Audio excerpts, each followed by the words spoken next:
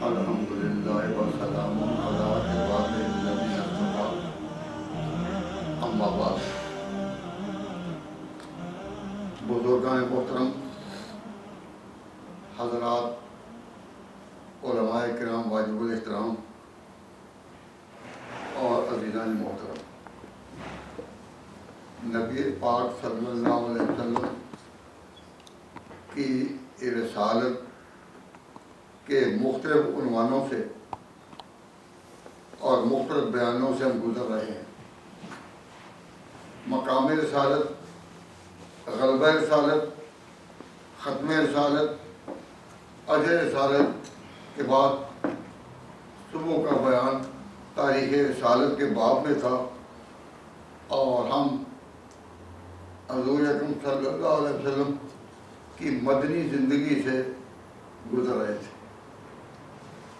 اب اس وقت میں آپ کے سامنے دو تین باتیں بیان کرنا چاہتا ہوں کہ پہلے تو یہ یاد رکھیں کہ سنہ نبوی کسے کہتے ہیں اور سنہ ہجری کسے کہتے ہیں۔ نبی پاک صلی اللہ علیہ وسلم کو غار حرا میں جب نبوت کی ذمہ داریاں دی گئیں تو اس وقت سنہ نبوی کا آغاز ہوا، اور جتنے بھی واقعات پیش آئے ان کا جب شمار کرنا ہوتا تھا، انہیں جب گننا ہوتا تو کہتے جی سن فلاں نبوی، فلاں نبوی، فلاں نبوی، اور یہی سن چلتا رہا۔ حضرت صلی اللہ علیہ وسلم کے سامنے بھی یہ تعبیر آتی رہی، اور مسلمانوں نے اس وقت اپنا آغاز کس سے کیا؟ نبوت کے آغاز سے، تو سنہ نبوی۔ اب ہمارے ہاں جو اسلامی سال یا اسلامی شمار سمجھا جاتا ہے وہ کیا ہے؟ ہجری، سنہ ہجری۔ تو سنہ ہجری کا ایک آغاز کہاں سے ہوا؟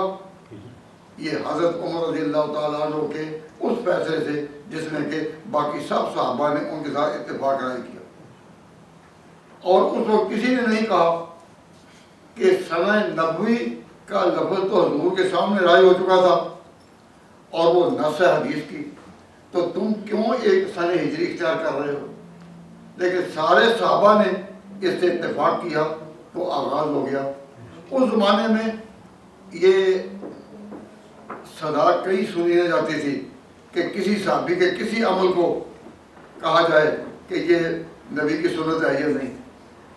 اہل سنت والجماعت کا عقیدہ چلا ہی صحابہ سے، اور یہ تحریک چلی صحابہ سے، بطور جماعت کے ہم ممتاز ہوتے ہیں اسی عنوان سے کہ ہم صحابہ کی لائن کے چلے ہوئے۔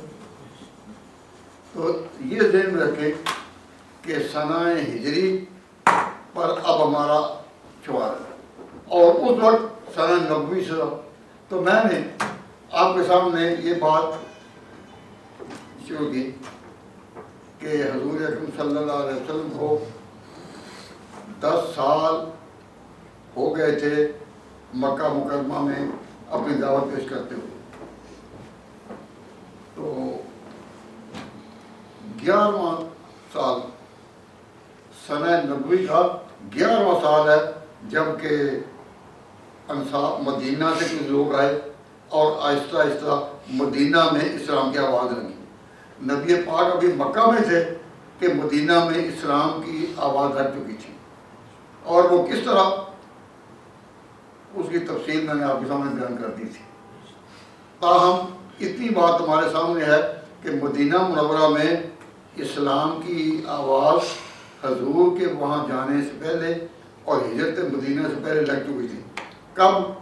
سن 11 ہجری میں، اور نہیں سن 11 نبوی میں، اور سن 12 نبوی میں 12 سردار مدینہ منورہ سے آئے، اور انہوں نے حضور اکرم صلی اللہ علیہ وسلم کی مدینہ منورہ میں بیعت کی۔ تو مدینہ سے آنے والے لوگوں کی پہلی بیعت 12 نبوی میں ہوئی، کہاں؟ جب حضور مکہ میں تھے. اس کے بعد میں نے کہا تھا کہ ایک بیعت ثانیہ بھی ہوئی ہے، وہ سن 13 نبوی میں ہوئی. اس کے بعد 13 میں آخر میں نبی پاک صلی اللہ علیہ وسلم کو سفر ہجرت پیش آیا. جب سفر ہجرت پیش آیا تو نبی پاک صلی اللہ علیہ وسلم جب ہجرت کے لیے مکہ سے نکلے تو تاریخ کیا تھی؟ 1 ربیع الاول. یہ یاد رکھیں کیا تاریخ تھی. تو اس کو اس طرح یاد رکھیں کہ ربیع الاول کی سگنیفیکینس کیا ہے، اہمیت کیا ہے. تو پہلا اس کا جواب ہے کہ ربیع الاول میں حضور پیدا ہوئے. نمبر 2، حضور کی رسالت کا آغاز کب ہوا اور غار حرا کا واقعہ کب پیش آیا؟ ربیع الاول میں. حضور نے ہجرت پھر کب کی مکہ سے مدینے کی طرف؟ ربیع الاول میں. اور وفات کب پائی؟ ربیع الاول میں. تو ربیع الاول کے چاروں پہل کہ ولادت نبوی، رسالت نبوی اور ہجرت نبوی اور وفات نبوی. تو ربیع الاول کی خاص مناسبت ہے. اور مہینے میں جمعے کتنے ہوتے ہیں؟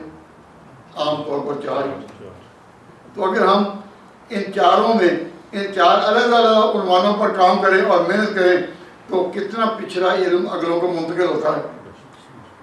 لیکن کچھ لوگوں نے ضد کی ہے، انہوں نے کہا نہیں، پورا ربیع الاول صرف ولادت پر لگائیں گے، اگلی 3 پتوں پر نہیں. ہم ان سے بحث نہیں کرتے، ہمارا کام کسی پر اعتراض کرنا نہیں، لیکن ایک اظہار افسوس تو ہے نا. ہمارے لیے 4 جمعوں کا ایک اچھا خاصا موقع تھا کہ ربیع الاول کو صرف ولادت میں رکھیں یا رسالت پر بھی، ہجرت پر بھی، وفات پر بھی. تو کیا آپ یہ نہیں دیکھیں ہمارے کھیتوں پہ اس پر کتنی ضد کی جا رہی ہے کہ نہیں ہم صرف ولادت تک رہیں گے،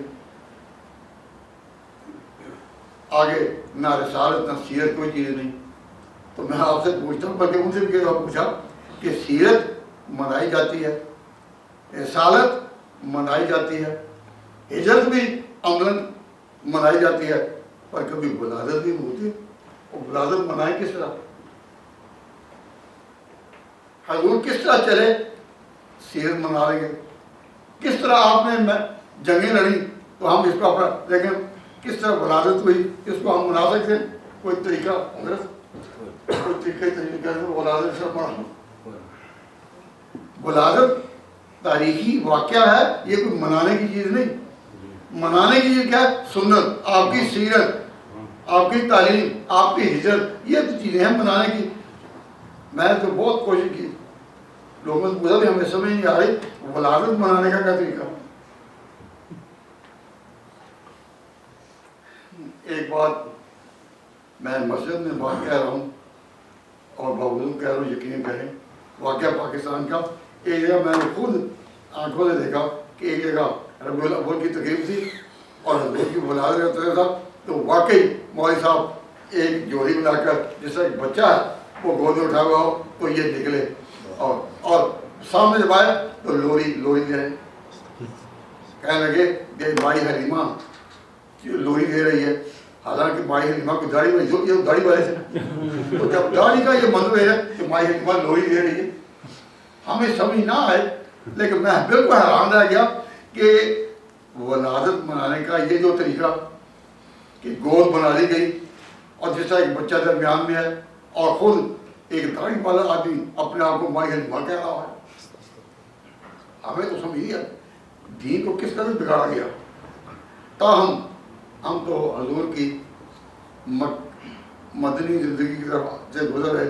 تو میں نے جنگ بدر کو، جنگ احد کو اور جنگ احزاب تک کا میں آپ سامنے بیان کر چکا. اب چونکہ یہ اس سیشن کی آخری مجلس ہے اور جو طالب علم باہر کے ملکوں سے آئے ہیں وہ 2-3 دن تو ان کے لیے کرایہ صاحب ہوگا 2-3 دن کے لیے، لیکن عام آج دعا بھی ہوگی اور اس وقت یہ اجلاس مولانا ربانی کی صدارت میں ہو رہا ہے. تو میں نے ان سے درخواست کی کہ کوئی ولادت منانے کا یہی طریقہ بتا دیں یا کہہ دیں کہ ولادت منوانے کی چیز نہیں، وہ تو ایک تاریخی واقعہ ہے. کیوں جی؟ تاریخی یہ ایک تاریخی واقعہ ہے. تو میں عرض کر رہا تھا ہمارے دین کے نقوش، ہمارے دین کے عام نقوش وہ زیادہ ابھرے ہیں مدنی زندگی میں. آپ کی جو مکی زندگی تھی اس میں اصول اور عقائد ان کی تعلیم اور انہی پر تربیت ہوئی، لیکن عمل کے نقوش ابھرے ہیں کہاں؟ مدینہ منورہ میں. اس کا پہلا عنوان یہ، جیسا کہ میں نے عرض کی تھی کہ اسلام میں جہاد کی غائب کیا ہے، اور میں نے ہدایہ کے حوالے سے یہ بات بتائی تھی کہ مسلمانوں کو یہ تو حق نہیں کہ اپنا عقیدہ دوسرے کو زبردستی منوائیں، یہ بھی حق نہیں کہ کسی کو مسلمان کریں، لیکن یہ مسلمانوں کو حق ہے کہ جہاں بھی رہیں وہاں اللہ کا نام اونچا رہے، کوئی اللہ کے نام کی بے ادبی نہ کرنے پائے.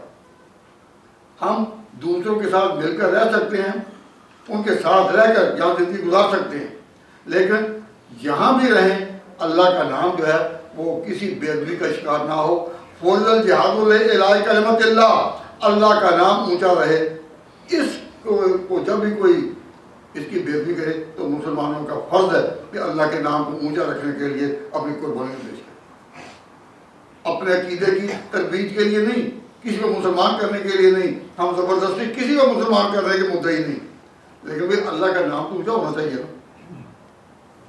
اور اللہ کے نام سے میں اب یہ کہہ رہا ہوں کہ دین کے جو نقوش ہے، ہمارا دین کیسے پہچانا جاتا ہے؟ کوئی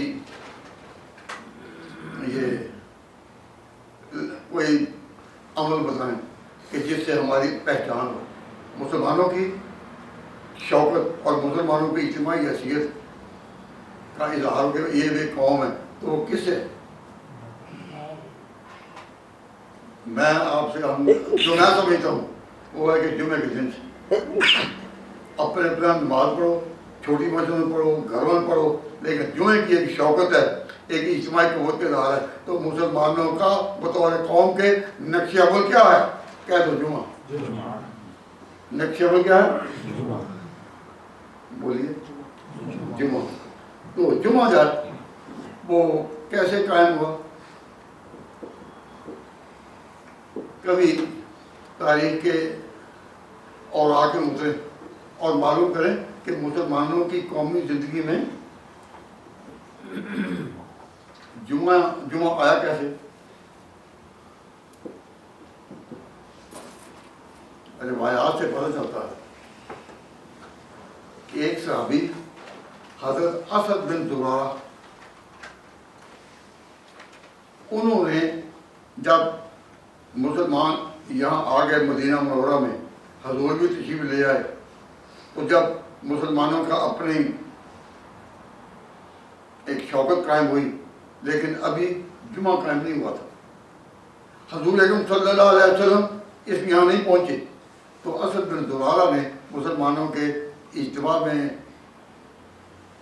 جس میں کچھ مہاجرین بھی تھے اور انصار بھی، تو کہا کہ ہر قوم کے لیے ایک اجتماعی شان ہے. یہودیوں کی ہے ہفتے کے دن، اور عیسائیوں کی بھی ہے ایک دن، ان کا لیے اتوار کا یہ ایک دن مقرر ہے. تو ہم بھی ایک قوم ہیں. تو قومی احساس مسلمانوں میں کب ہوگا؟ جب مدینہ منورہ آ گئے. تو ہمارا بھی تو کوئی قومی نشان ہونا چاہیے نا. تو اس وقت اسد بن زرارہ نے تقریر کی اور کہا کہ میرے خیال میں ہم بھی کوئی دن مقرر کریں جو ہماری اجتماعی شان پر نشان ہو، اجتماعی شان کا نشان ہو، نقشہ بولو، ہم بھی کوئی کریں. اور انہوں نے اپنی طرف سے ایک دن تجویز کیا کہ یہ جو جمعہ کا دن ہے نا، اس دن ہم اکٹھے ہو. اس وقت جمعے کو کہا جاتا تھا پرانے جاہلیت کے دور میں یوم عروبہ. جس طرح دنوں کے نام تو پہلے چلے آ رہے ہیں، سنڈے، منڈے، ٹیوزڈے، یہ نام تو پہلے سے ہیں، تو مہینوں کے نام بھی پہلے سے ہیں. تو جو دنوں کے نام پہلے چلے آ رہے تھے تو دن اسی طرح تھے، لیکن جمعے کو اس وقت اہل جاہلیت میں یوم عروبہ کہا جاتا تھا. تو اسد بن زرارہ نے کہا ہم اپنی شوکت اس میں قائم رکھیں. اللہ نے بڑے انعام کیا ہم ایک بکھرے ہوئے لوگ تھے، لیکن اللہ تعالیٰ نے حضور کے ذریعہ ہمیں قوم بنایا. تو ہم جمعہ کے دن اگر اکٹھے ہو کر اپنی شوکت کا اظہار کریں تو کیا خیال ہے آپ کا؟ سب نے کہا کہ ٹھیک ہے. آپ حیران ہوں گے کہ جو کچھ اسد بن زرارہ نے صحابہ کے مشورے طے کیا وہی اوپر منظور ہو گیا. نبی پاک صلی اللہ علیہ وسلم نے جمعہ کے وہی جو نقشہ پہلے کھینچا اسد بن زرارہ نے اور تمام صحابہ کی مل کر آپس میں اتفاق کیا اور جو کچھ کہا. اور انہوں نے کہا تھا دو چیزیں، ایک تو یہ کہ جمعہ کے دن ہم اپنی شوکت قائم کریں، اور ساتھ یہ کہا کہ میرا یہ خیال ہے کہ ہم یوم العروبہ کا نام رکھ دیں یوم الجمعہ. انہوں نے کہا یوم الجمعہ نام رکھ دیں. اللہ نے قرآن میں اذا نودی للصلاۃ من یوم الجمعہ دے، اور یوم الجمعہ کا لفظ اس دن کو خدا نے دیا. اور کس تجویز پر دیا؟ ایک صحابی کی سزا سے، اس کی ادا سے. تو پتہ چلتا ہے کہ صحابہ کا مقام کیا ہے. تو وقت نہیں، خلاصہ کیا کہ جمعہ کی شوکت جو ہماری قومی زندگی کا نقشہ اول ہے وہ کن سے ابھرا؟ کہو صحابہ سے. کن سے ابھرا؟ صحابہ سے. اور حضور نے اس پر تصریح کر دی. ہم یہ کہتے ہیں حضور کا دین ہے، لیکن جب بھی یوم جمعہ کی تم شوکت دیکھو، کسی مسجد جمعہ کا بڑا اجتماع دیکھو، تو اس طرح تمہارا ذہن جائے کہ اللہ نے صحابہ کی آبرو رکھ لی. پہلے اسد بن زرارہ نے آواز لگائی، دوسروں نے اتفاق کیا، پیغمبر نے اس کو منظور کیا، اللہ نے تائید کر دی. تو کوئی ایسا گروہ بھی ملتا ہے کہ جس کی اس طرح پیغمبر نے بھی اور خدا نے شان. تو میں آپ کا نقشہ اول کیا ہے؟ قومی زندگی کا نقشہ اول کیا ہے؟ کہو جمعہ. ہے نا، پہ اتفاق ہے کہ نہیں کہ ولادت ہی منوانی ہے. ہمیں مجبور بھی کر رہے ولادت مناؤ، کہ جو نہ مانے گا وہ بزرگوں کو مانتے ہی. تو میں کہتا ہوں ہمارا نقشہ اول کیا؟ کہو جمعہ. چلو ایک اور نقشے، مسلمانوں کا دوسرا نشان کیا ہے؟ اذان.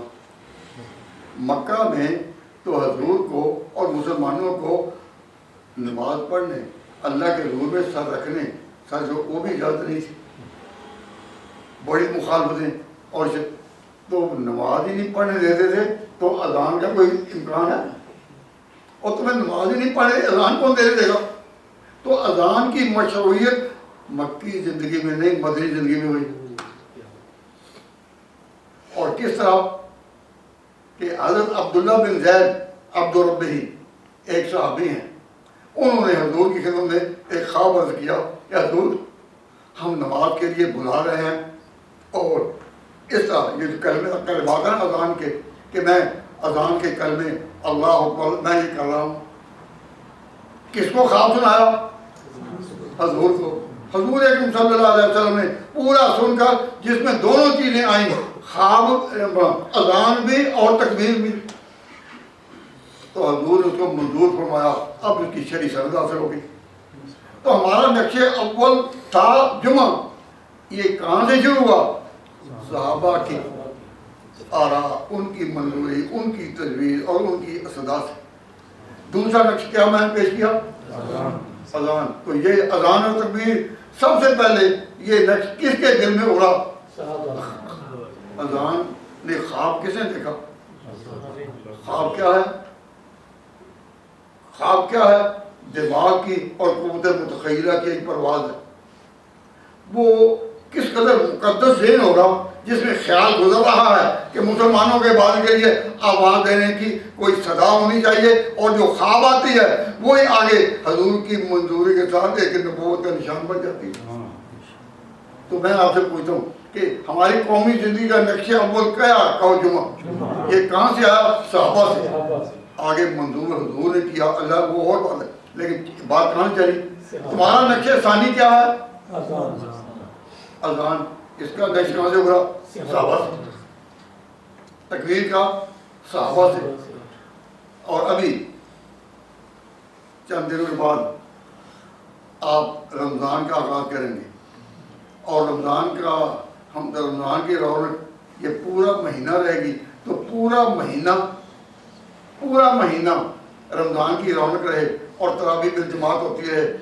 یہ پورا مہینہ ساری امت کا اور تمام فرقوں کا اور تمام اماموں کا اتفاق ہے کہ حضور نے پورا رمضان جماعت کے ساتھ مسجد میں تراویح نہیں پڑھائی. پڑھتے تو رہے گھر میں لیکن جماعت کے ساتھ رمضان میں تراویح, اس پر سب کا اتفاق ہے. اور یہ شکل جو ہے رمضان کی, اس رونق کی, یہ شکل حضور سے تو نہیں, اس پر سب کا اتفاق ہے. صحابہ نے, حضرت عمر نے سب کے مشورے کے ساتھ یہ شکل دی اور اب تک ہم اسی پر رہیں گے. اور کوئی اختلاف ہے تو اب جو لوگ کہتے ہیں کہ جی دین لینا صرف نبی سے, تو میں کہتا ہوں کہ یہ دل سے نہیں کہتے. کیوں؟ اگر دل سے کہتے ہوں تو اپنی مسجد میں تراویح مہینہ رمضان میں صرف 3 رات پڑھیں, سارا مہینہ کیوں؟ جب سارا مہینہ پڑھتے ہیں تو معلوم ہوا کہ دل کی آواز یہی ہے کہ ہم صحابہ کے پیچھے ہیں. اب تم ہی کہو کس کی صدا دل کی صدا ہے جو اندر سے آواز نکلتی ہے. اب تم ہی کہو کس کی صدا دل کی صدا ہے. تو جو لوگ یہ زبان سے کہتے ہیں آپ سنیں گے کہ جی صرف نبی کی بات ہوتی ہے, ہم نبی کے پیرو ہیں, تو ان کو موقع آ رہا ہے رمضان کا. رمضان میں پوچھو کہ یہ رونق پورے مہینے کی کہاں سے آ گئی. اور میرا خیال ہے کہ وہ جھوٹ نہیں کہیں گے کہ یہ حضور سے ہے, کہ جھوٹ کہیں گے, جھوٹ نہیں کہیں گے. جب آپ پوچھیں کہاں سے آ گئی تو بولیں گے ہی نہیں. آپ کہیں کچھ تو بولو, کچھ تو بولو, کچھ تو کہیے کہ لوگ کہتے ہیں آج غالب غزل سرانہ ہوا, اور بولو. وہ بولیں گے نہیں, بولیں گے نہیں. لیکن یہ نہ سمجھے کہ آپ سے ناراض ہو گئے, بولتے ہی نہیں, بول سکتے ہی نہیں, کیا بول سکتے نہیں. ایک آدمی نے اپنی طرح سے بات کی تھی کہ جی ہم سمجھتے ہیں کہ یہ سنتے نبی نہیں, لیکن اگر ہم ایسا نہ کریں تو جو ہمارے ساتھ لوگ ہیں وہ بھی ادھر چلے جائیں, ادھر چلیں گے. تو میں نے کہا کہ لوگوں کو اپنی طرف لگانے کے لیے یہ تجویز جو تم اختیار کرتے ہو یہ کسی حدیث میں ہے, کسی حدیث میں ہے کہ یہ بھی حدیث میں نہیں. تو پھر میں کہتا ایک تم نے اور مثال قائم کر دی. پہلے تو وہ عمل پورا حدیث میں نہیں تھا اور اب تم نے کہا لوگ ادھر نہ چلے جائیں. تو میں نے اتنی بات پوچھی نا کہ اس طرح کی مسلط کے لیے یہ طریقہ اختیار کرنا حدیث میں ہے کسی, اور پھر چپ.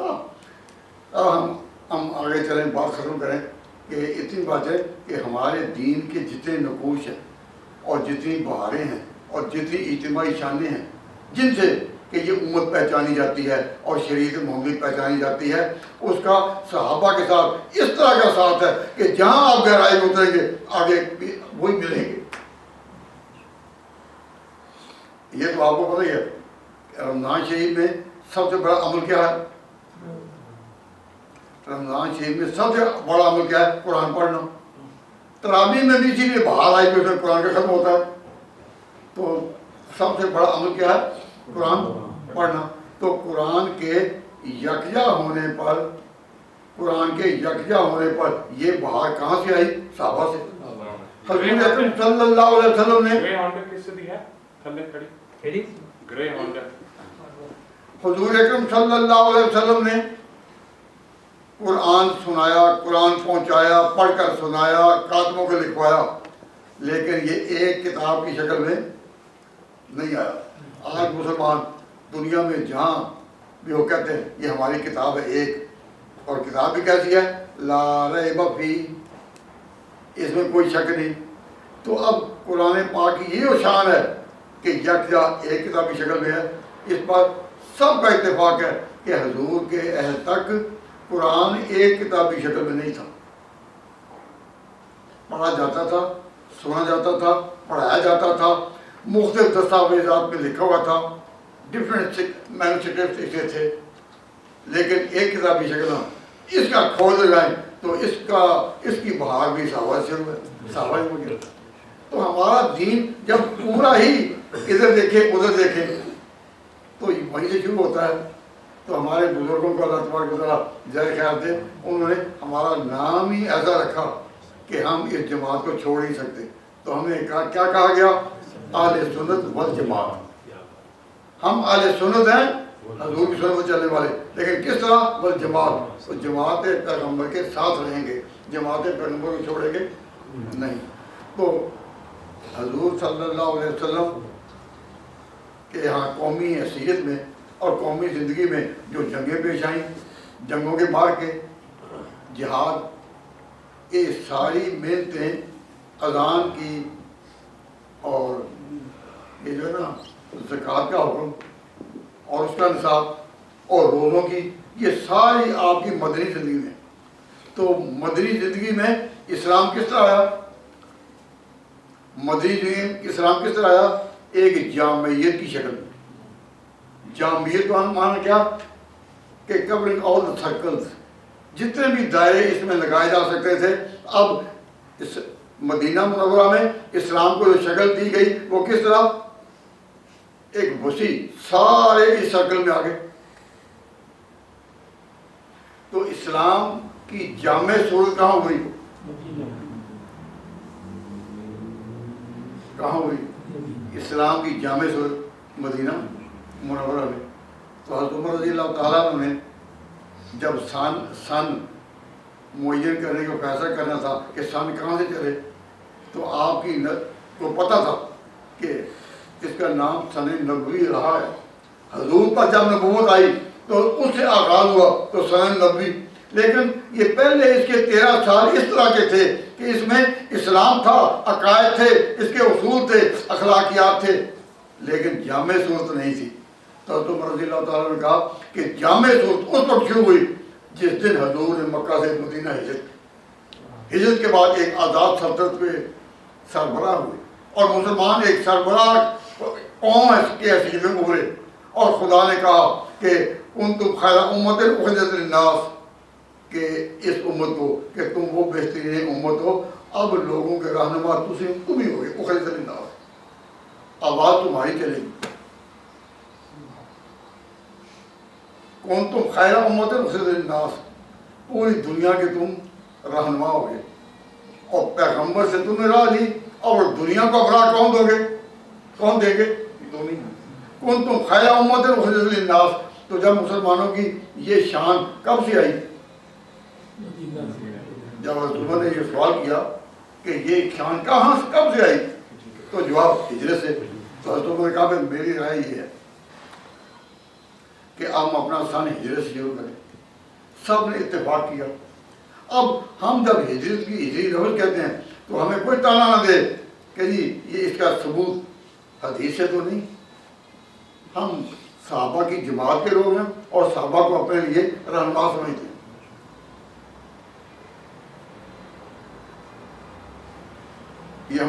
یہ لائن اسی سے چلے، تو دین کا ہمارا آغاز صحابہ سے ہوا ہے اور اب تک ہم چلے آ رہے ہیں اسی لائن پر۔ اب نبی پاک صلی اللہ علیہ وسلم نے جب دین کو یہ جامعیت کی شکل دے دی تو اب ایک مسئلہ بیان کر کے میں ختم کروں گا، وقت اتنا نہیں کہ بات کی جا سکے، تاہم اس دین کو جامعیت کی شکل حاصل ہے، اس کا معنی سمجھیں۔ ہم وہ جو تھا تاریخ رسالت اس سے فارغ ہو کر اب نئے سرکل میں آ گئے کہ اس دین کو جامعیت حاصل ہے۔ تو جامعیت کا کیا معنی ہے؟ سوچیں، یہ دین جامعیت ہے۔ اب دنیا میں جو جگہ ہیں، جو زمینیں ہیں، جو مکانات ہیں، جو آفیسز ہیں، ان میں ایک بلڈنگ کا نام ہوتا ہے مسجد۔ کیا ہے؟ مسجد۔ خواہ کوئی اکیڈمی نام رکھ لے، خواہ مدرسہ نام رکھ لے، تو ہمارا ایک سینٹر سے نام ہے مسجد، ہے یا نہیں؟ اور ایک ہمارا مرکز ہے جس کا نام ہے عدالت۔ عدالت میں فیصلے ہوتے ہیں، ظالم و مظلوم کی باتیں سنی جاتی ہیں۔ تو زندگی کا جس طرح یہ ایک ضروری مرکز ہے مسجد، تو عدالتیں بھی ضروری مرکز ہے یا نہیں ہیں؟ پھر یہ کہ آپ ضرورتیں پوری کرنے کہاں جاتے ہیں؟ بازاروں میں۔ تو بازاروں میں منڈیاں لگی ہیں، تو کیا منڈیاں بھی انسانی زندگی کی ضرورت کا مرکز ہے یا نہیں؟ تو ہمارا عقیدہ حضور کی رسالت کے بارے میں ہے، جامعیت رسالت کا، کہ حضور کی رسالت جس طرح اس کی ہدایات اور اس کی انسٹرکشن یہاں کے لیے ہیں مسجد کے لیے، اسی طرح حضور کی ہدایات اور انسٹرکشن عدالتوں کے لیے ہیں، اسی طرح کاروبار کی منڈیوں کے لیے ہیں، اسی طرح معیشت اور معاشرت کے ہر دائرہ کے لیے ہیں۔ تو حضور ایک ہی لائن کے ہیں یا سب کے؟ اسلام کا یہ تعارف مجھے یاد آ رہا کہ نکلسن ایک مستشرق گزرا ہے، ایڈورڈ براؤن کا استاد، تو اس نے اسلام کا مطالعہ کرنے کے بعد یہ بات لکھی ہے کہ اس پیغمبر کی رسالت کی، اس کے پیغام کی شان سب کو کور کرتی ہے۔ تو لکھا ہے Islam allows no distinction between church and state, church مسجد اور اسٹیٹ سلطنت، کہ اسلام میں سلطنت میں اور عبادت میں حد فاصل نہیں کہ وہ اس کے بغیر اور وہ اس کے بغیر، عمل اپنے اپنے، عبادت اپنی جگہ اور سلطنت اپنی جگہ، لیکن اسلام کی تعلیمات میں ان دونوں کو جمع کیا یا نہیں؟ کاروبار کی منڈیوں میں اور اللہ تعالیٰ کی یادوں میں کوئی تصویر کہ اللہ اللہ، تو یہ نہیں کہ گم ہو کر کوئی گوشے بیٹھ جاؤ اور کہو اللہ اللہ، اللہ اللہ بھی کرو، تو رائے کی مجلسوں کو بھی آباد کرو، خدا کی یاد بھی کرو، لیکن کاروبار کی منڈیوں میں بھی جاؤ اور انسانوں کو ان کی ضروریات پورا کرنے کے لیے بہترین پیغام مہیا کرو۔ تو ہمارے نبی پاک کی جو رسالت ہے وہ صرف ایک طرف ہے کہ جامع، یہ کون کہتے ہیں؟ جامع، یہ صرف مولوی کہتے ہیں۔ ہمارا جو برس اقتدار طبقہ ہے، مسلمانوں کا جو برس اقتدار طبقہ ہے، جو بیوروکریسی کے لوگ ہیں، جو ڈیموکریسی کے لوگ ہیں، وہ سارے کہتے ہیں کہ مولوی صاحب مسجد نہیں، اپنی بات رکھو، مدرسے نہیں، یہ باقی چیزوں کو ذرا نہ ہمیں کرنے دے جو ہم کرتے ہیں۔ تو اس دین کو، اس مذہب کو، اس آواز کو لمیٹڈ کرو، کہاں؟ مسجد تک۔ تو آپ کیا کہتے ہیں کہ ہمارا دین ایک جامع دین ہے۔ ہمارے نبی پاک اللہ کے پیغمبر تو تھے ہی، لیکن یہ بات بتاؤ کہ سلطنت مدینہ کے وہ سربراہ تھے یا نہیں؟ ایسے تھے یا نہیں؟ اللہ کے تو پیغمبر تھے، لیکن سلطنت مدینہ کے وہ اللہ کے پیغمبر تھے، لیکن بدر کے میدان میں وہ مسلمانوں کی طرف سے آئے بڑے کمانڈر تھے، اور وہ وقت بھی اور نبی پاک صلی اللہ علیہ وسلم اس طرح صفِ فوجوں کی صفِ بندی کرتے تھے جیسے وہ جرنیل کر رہا ہے۔ تو وہ پیغمبر سے نماز پڑھانے کے لیے یا جرنیل بھی ہے؟ تو پیغمبر کی یہ جو شان ہے اس کے مطابق ہمارا اقرار کہ یہ ایک جامع رسالت ہے، ایک دائرہ کے لیے نہیں، سب کے لیے۔ اگر بات نہیں سنی جاتی، اقتدار ہے کافروں کے پاس، کیسے؟ جس طرح اقتدار مکہ کے چودھریوں کے پاس تھا، مشرکین کے پاس تھا، تو حضور نے ان سے اقتدار نہیں مانگا، ان کے اقتدار کو چیلنج نہیں کیا، آپ نے اللہ کا نام بلند کیا اور کہا مجھے اللہ کا نام لینے دو، مجھے اللہ کے لیے سجدہ کرنے دو۔ ان کو چیلنج نہیں کیا، اپنا حق مانگا کہ مجھے اللہ کا نام تو لینے دو۔ تو نبی پاک صلی اللہ علیہ وسلم نے مکہ رہتے ہوئے ان کے اقتدار کو چیلنج کیا یا اللہ کا نام لینے کا اپنا حق چاہا؟ جب مدینہ منورہ آئے اور اپنی سلطنت، تو پھر آپ میدان میں لے کے رہنما ہوگا۔ تو اگر تم ایسے ملک میں رہتے ہو جہاں تمہاری بات نہیں چلتی، تو زندگی کس طرح بسر کرنی ہے؟ جس طرح مکہ کے اس مکین نے کی۔ مکہ کے مکین نے 13 سال مکہ میں گزارے اور ایسے فاضل اور اعلیٰ طریقے پر اللہ تبارک و تعالیٰ کی توحید کے نغمے پیش کیے اور خدا کے نام کی آواز اٹھائی، اللہ تبارک و تعالیٰ کی حمد اور اس کے جو محامد تھے وہ ذکر کیے۔ جب قوم نے آگے نہیں چلنے دیا، ہجرت کر کے مدینہ آ گئے۔ اگر تم ایسی جگہ رہتے ہو جہاں اقتدار دوسروں کے آتا ہے، تو مکہ کے اس مکین کو دیکھو جس نے سختیاں برداشت کی، لیکن زمین میں کوئی فساد فی الارض کی کوئی صورت نہیں پیدا کی۔ اور اگر خدا نے تمہیں کوئی سلطنت دے دی ہے، عزت کا تاج تمہارے ساتھ پر رکھ دیا ہے، تو تمہیں رہنما چاہیے تو پھر مدینہ منورہ کے سربراہ کو دیکھو، ہے وہ ایک ہی۔ جب وہ مکہ میں تھا پھر وہ مدینہ میں، جب مکہ میں تھا تو ایسے حالات میں رہو تو اس کی مکی زندگی کو دیکھو، اور جب اقتدار مل جائے تو اس کی مدنی زندگی کو دیکھو۔ کئی نوجوان یہاں پھرتے ہیں اور کہتے ہیں جی شادی نہیں ہو رہی، کس طرح گزارا کریں، کس طرح موقع؟ تو ہم ان کو کہا کرتے ہیں کہ پھر تم مکہ کے اس مجرد کو دیکھو، مکہ کے رہنے والے اس مجرد کو جس نے پہلی شادی کی تو اس عورت سے کی جو پہلے دو خامد دیکھ چکی تھی، ام المؤمنین خدیجہ الکبریٰ۔ حضور اتنے حسین، اتنے اونچے خاندان کے کہ اعلیٰ سے اعلیٰ پیرائی کی لڑکی مل سکتی تھی، لیکن آپ ایک مشن لے کر آئے تھے، اس مشن میں منافق تھے۔ تو اگر تمہاری شادی نہیں تو مکہ کے مجرد جوان کو دیکھو، اگر شادی ہو گئی، بیوی عمر میں بڑی ہے تو خدیجہ کے خامد کو دیکھو، چھوٹی مل گئی تو عائشہ کے خامد کو دیکھو، اولاد سے کیا سلوک کرنا ہے تو فاطمہ کے باپ کو دیکھو، حسن حسین کی نانا کو دیکھو، میدان میں لڑنا کس طرح ہے تو فاتح بدر کو دیکھو، قوموں کے ساتھ بیٹھ کر معاملہ کس طرح طے کرنا ہے تو حدیبیہ کے مقام پر صلح کرنے والے کو دیکھو، سفارت بھیجنی ہے تو حضرت عثمان کو بطور سفیر کے مکہ بھیجنے والے کو دیکھو، ہے ایک ہی لیکن رنگ مختلف، اوقات مختلف، ضرورتیں مختلف۔ کائنات حسن جب پھیلی تو لامحدود تھی، کائنات حسن جب پھیلی تو لامحدود تھی، اور جب سمٹی تو تیرا نام ہو کر رہ گیا۔ آقا خاتم النبیین رحمۃ للعالمین جب کائنات کی تمام ضرورتوں کو سمٹا کر ہم ایک رسالت کے عنوان پر جمع کرتے ہیں تو نام رکھتے ہیں جامع رسالت، جامع، اور جب سمٹی تو تیرا نام ہو کر رہ گیا۔ ہے ایک ہی، ہے ایک ہی۔ اس دروازے پر، سنت کے دروازے پر کوئی شخص ایسا نہیں اب تک آیا کہ جس نے راہ پوچھی ہو اور آگے سے جواب ملے کہ جا تیرے لیے میری زندگی میں کوئی نمونہ نہیں۔ کوئی آدمی غریب ہو یا امیر ہو، بادشاہ ہو یا فقیر ہو، سپاہ سالار ہو یا کوئی خطیب ہو، کوئی شخص جب آئے سنت سے سبق لینے کے لیے تو یہاں سے یہ آواز نہیں آئے گی کہ تیرے لیے میری زندگی میں کوئی نمونہ نہیں۔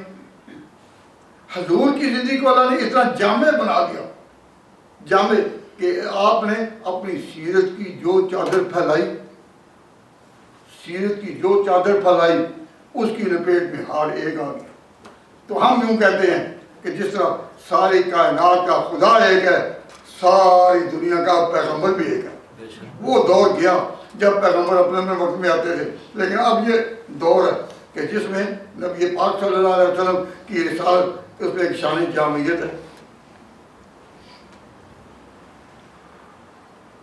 اب یہ تھوڑی سی بات ذرا غور کریں، یہ عیسائی جو ہے نا، ان کے یہاں ایک جملہ مشہور ہے تو بائبل سے لیا ہوا، کیا؟ جو خدا کا ہے وہ خدا کو دے دو، جو خدا کا ہے وہ خدا کو دے دو، جو کیسر کا ہے وہ کیسر کو دے دو، جو خدا کا ہے وہ خدا کو دے دو، جو کیسر کا ہے وہ، یعنی خدا کے جو کام ہیں وہ تو نبیوں کے ذریعے، اور جو دنیا کے انتظامات ہیں وہ بادشاہوں کے ذریعے۔ یہ کن کی آواز ہے؟ عیسائیوں کی، کہ جو خدا کا ہے وہ خدا کو دے دو، یعنی تعبدی امور، عبادت کے امور سارے خدا کے لیے، اور انتظامی امور بادشاہ کے لیے۔ تو آپ مسلمان کیا کہتے ہیں؟ ہمارے انتظامی امور بھی اور تعبدی امور بھی، ان دونوں پر ہمارے عقیدے کے مطابق ہمارے آقا خاتم النبیین کا قدر دونوں پر، کسی ایک پر تو نہیں ہے، دونوں پر۔ یہ ہے جامع رسالت۔ تو جو کہتے ہیں کہ جی نہیں، جو خدا کا ہے وہ خدا کو دے دو، تو ڈاکٹر اقبال نے ایک بڑا عجیب لفظ کہا، کہتا ہے یہ کلیسا کہتے ہیں عیسائیوں کی عبادت گاہ کو یا ان کے عقیدے کو۔ کلیسا کی بنیاد رہبانیت تھی، کلیسا کی بنیاد رہبانیت تھی، سماتی کائیں امیری میں پیری، سماتی کائیں فقیری میں میری، یہ اعجاز ہے کہ صحرا نشین کا۔ کلیسا کی بنیاد کس پر تھی؟ کلیسا کی بنیاد رہبانیت تھی، یعنی رہبانیت، دنیا چھوڑو اور دنیا کو چھوڑو، رہبانیت۔ اور یہ انہوں نے، عیسائیوں نے رہبانیت بنائی بھی، لیکن پھر ادھر چل بھی نہ سکے، تو قرآن کریم نے ان کی اس زندگی پر تبصرہ کرتے ہوئے کہا رہبانیت ابتدعوها، رہبانیت انہوں نے جو اختیار کی ایک بدعت ہے۔ اب تک کسی پیغمبر نے رہبانیت کا درس نہیں دیا تھا، رہبانیت ابتدعوها، رہبانیت کو انہوں نے خود گاڑ لیا، لیکن جب گاڑی لیا ہمارا وہاں حقانی آیات ہیں تو بھی اس کا حق بھی ادا نہ کر سکے تو کام ختم ہوا۔ تو اس پر طنز کرتے ہوئے ڈاکٹر بات کہتے ہیں کلیسا کی بنیاد رہبانیت تھی، سماتی کائن فقیر میں میری، یہ اعجاز ہے کہ صحرا نشین کا، بشیری ہو آئینہ دار نظیری۔ یہ ایک صحرا نشین کی آواز محمد مصطفیٰ کی کہ جس نے بشارتیں بھی دی، نظارتیں بھی دی، اللہ سے اچھی خبر بھی سنائی اور ڈر بھی سنایا، اور کہا کہ تم پوچھے جاؤ گے جو جو تمہارے ہاتھ تلے ہے، جو تمہارے ماتحت ہے، تمہاری جو رعیت ہے، ان کے بارے میں تم پوچھے جاؤ۔ تو نبی پاک صلی اللہ علیہ وسلم کی رسالت کا یہ پہلو ہے، اس کو کیا کہتے ہیں؟ اس کو جامعیت رسالت، یعنی ایسی رسالت جو سارے پہلوؤں کو، اس میں صرف علماء ہیں جو اب تک کہہ رہے ہیں کہ حضور کی رسالت کی شان ہے جامعیت، لیکن ہمارے سیاستدان کہہ رہے ہیں بس مسجد تک رہو، مسجد تک۔ سیاستدان یہ کہہ رہے ہیں، حکمران یہ کہہ رہے ہیں، ہر دنیوی دائرہ جو ہے ہمارا اس کا بس دین کی بات صرف مسجد تک، مذہب صرف مسجد تک، اور اس کو ہر میدان میں نہ لاؤ۔ تو جو بات ہمارے لیے سرمایہ فخر تھی اس کے بارے میں ہمیں کہا جاتا ہے کہ اس کو لمٹ رکھو۔ آپ کا کیا خیال ہے؟ ان کی مان لیں یا نا مان لیں؟ مان لیں تو پھر تم کہو وہ جو کہتے ہیں وہ کس بنا پر کہتے ہیں؟ وہ کہتے ہیں اپنے خیال سے، اور ہم جو کہتے ہیں وہی سے، وہی سے۔ اللہ کی وحی نے بتایا کہ پیغمبر کی زندگی میں جو ہے وہ ہر ایک کے لیے نمونہ ہے، تمہاری زندگی کی ہر ضرورت کے لیے نمونہ ہے۔ پیغمبر کی زندگی ہر دائرے کے لیے نمونہ ہے، وہی نے بتایا۔ اور انہوں نے جو اپنے خیال کی باتیں کہیں وہ کس طرح کی خیال سے؟ تو بڑے بڑے لیڈر آپ کو نظر آئے جنہوں نے کہا کہ روشن خیالی، روشن خیالی کے نعرے آپ نے سنے، تو جب کسی سے یہ روشن خیالی کا لفظ سنیں تو ایک لفظ اور بڑھا دیا کریں کہ یہ خیالی روشن خیالی ہے، خیالی حقیقت میں تو روشن خیالی نہیں۔ تو انہوں نے کہا کہ روشن خیالی ہے تو یہ خیالی روشن خیالی ہے۔ تو اس خیالی روشن خیالی کو خیالی روشن خیالی کو کون پھر گرائے گا؟ یعنی روشن خیالی کے تو ہم منکر نہیں، لیکن جو خیالی روشن خیالی ہو اس کو گرانے کا طریقہ کیا؟ ہم اس کو نہیں مانتے، اس کو ہمارے ہاں ایک عقائد کی کتاب ہے جس کا ہمیں خیالی شرح عقائد، تو میں کہتا ہوں جو خیالی روشن خیالی ہے اس کا استحصال کرنے کے لیے ہمارے پاس خیالی ہے، آؤ خیالی کو پڑھو۔ تو بھائی یہ ہم جامع رسالت کے بعد اگلا عنوان کیا ہے؟ اشتہار تو میرے پاس نہیں،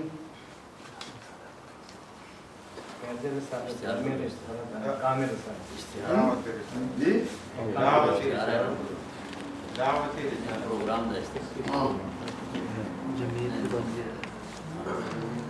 اچھا بھائی اگلا عنوان ہے ضبط رسالت۔ اس کے لیے دو چار لفظ بات کہتا ہوں کہ وہ دعا کر رہی ہیں نا۔ آج آپ حضرات کے سامنے اس موضوع پر کہ یہ جو تعلیمی سے روزے کا آغاز کر دیا گیا ہے، تو میں ویک فیلڈ میں کانفرنس میں شگل کے لیے گیا تو وہاں مولانا سے ملاقات ہوئی. تو مولانا نے ایک جملہ کہا, وہ ان کی اجازت کے بغیر میں کہہ رہا ہوں, حالانکہ اجازت لے کر کہنا چاہیے نا. تو انہوں نے ایک جملہ کہا کہ تعلیمی سے روزے اس طرح کے کم از کم سال میں 4 دفعہ تو ہونے چاہیے, 4 دفعہ ہونے چاہیے انہوں نے کہا ہے. تو آپ سب حضرات ان کی اس رائے کی تردید کرتے ہیں نا؟ کیوں بھائی جب تائید کرتے ہیں تو پھر کہو ہم کریں گے, اگر نہیں تو پھر آپ تردید کر دیں. ناراض نہ ہوں, یہ تردید نہیں کر رہے, میں صرف بات پوچھ رہا ہوں. تو میں متعمل ہوں, کیوں؟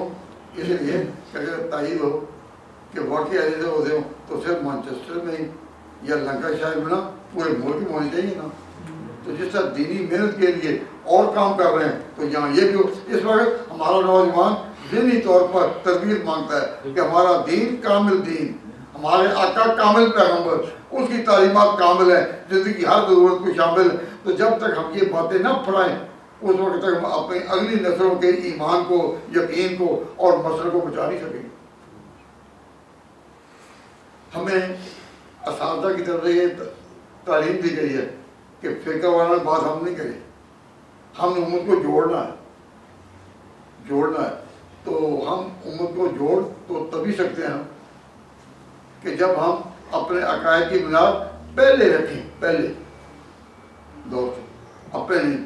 اب میں جس بات پر بات کروں گا آپ سے پوچھتا ہوں, بھائی ہم نے اپنے عقیدے آج ترتیب دینے ہیں کہ علماء مل کر بیٹھیں اور بتائیں کہ آج حق کیا عقیدے چاہیے؟ ہم نے آج دینے ہیں یا ہمارے عقیدے پہلے سے طے شدہ چلے آ رہے ہیں اور ان کتابوں کا نام ہے کتب عقائد, پہلے سے چلی آ رہی ہیں, درسوں میں پڑھائی جا رہی ہیں. دیوبند کے ساتھ ساتھ اپنے طلبا کو فارغ کرتے وقت یہی کہتے رہے کہ دیوبند ایک جگہ کا نام ہے, عقیدہ نہیں کوئی. عقیدہ وہی ہے جو پہلے چلا آ رہا ہے اور اس کا نام ہے اہل سنت والجماعت. تو دارالعلوم دیوبند کی آواز کو کمزور کرنے کے لیے پروپیگنڈا کہ یہ الگ عقیدہ ہے, یہ کوئی الگ فرقہ ہے. یاد رکھو لوگ کہیں گے کہ یہ ایک علیحدہ بات ہے, تو علماء کو, طالب علموں کو وہ یہ نصیحت کرتے رہے کہ یہ کوئی ایک فرقے کا نام نہیں, کوئی ایک علیحدہ عقیدے کا نام نہیں, ایک گاؤں کا نام ہے, ایک شہر کا نام ہے, ایک بستی کا نام ہے جہاں علوم کی یہ لہر جاری. اس کو بدنام کرنے والے کہتے ہیں کہ یہ کوئی فرقہ ہے. آپ کے ہاں اصل نام ہمارا کیا ہے؟ کہو اہل سنت والجماعت. ہمارا اصل نام کیا ہے؟ اہل سنت والجماعت. ہم سنت کے لیے محنت کرتے ہیں اور سنت کے نام پر دعوت دیتے ہیں, اور ہماری دلی تمنا ہے کہ یا اللہ ہم سے بڑا گناہ نہ ہو, بڑا گناہ نہ ہو. بڑا گناہ کیا ہے؟ تو میں نے کہا بدعت کو سنت کہیں. بدعت کو سنت کہنا بہت بڑا گناہ ہے.